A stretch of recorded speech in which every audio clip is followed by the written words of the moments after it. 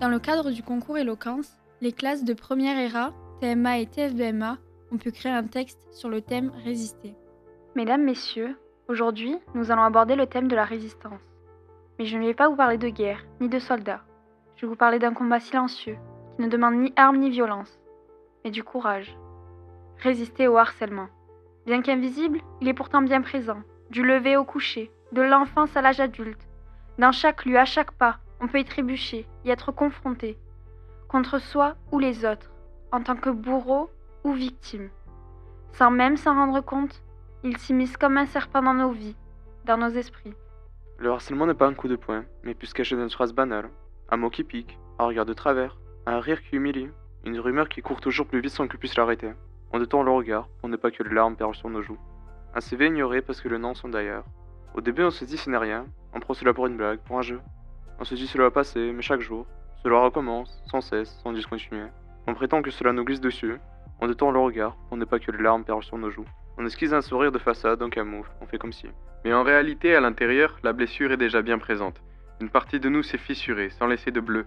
Les traces sont profondes, ancrées en nous. Elles ne s'estomperont probablement jamais, même quand l'averse des remarques sera passée. Enfouies, elles pourront ressurgir sans créer gare comme un monstre tapi dans le noir. Le harcèlement est une guerre sans bruit, pas de sirène ni de fumée, juste des silences étouffés, des nuits passées à ressasser nos peurs cachées dans l'obscurité.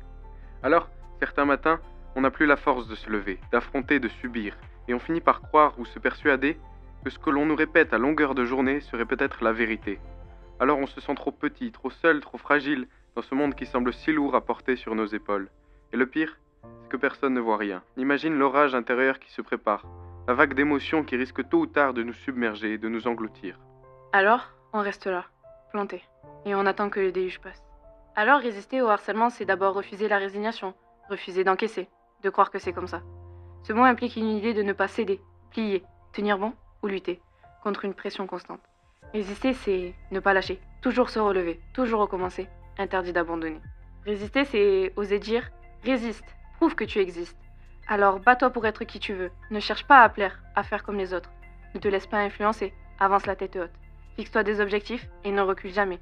Le poing levé, suis le chemin que tu t'es tracé. Résister, c'est enfin refuser d'accepter qu'un être humain veille moins qu'un autre à cause de son origine, sa religion, son genre. Dire non aux insultes qu'on banalise, non aux discriminations qu'on ignore, non aux délits de fascisme qu'on minimise, non à toutes ces injustices qui se répètent encore et encore. Alors oui, la France est multiple, elle est parfois traversée par des tensions, mais la différence n'est pas un mur qui nous sépare, mais un étendard que l'on brandit et qui nous enrichit.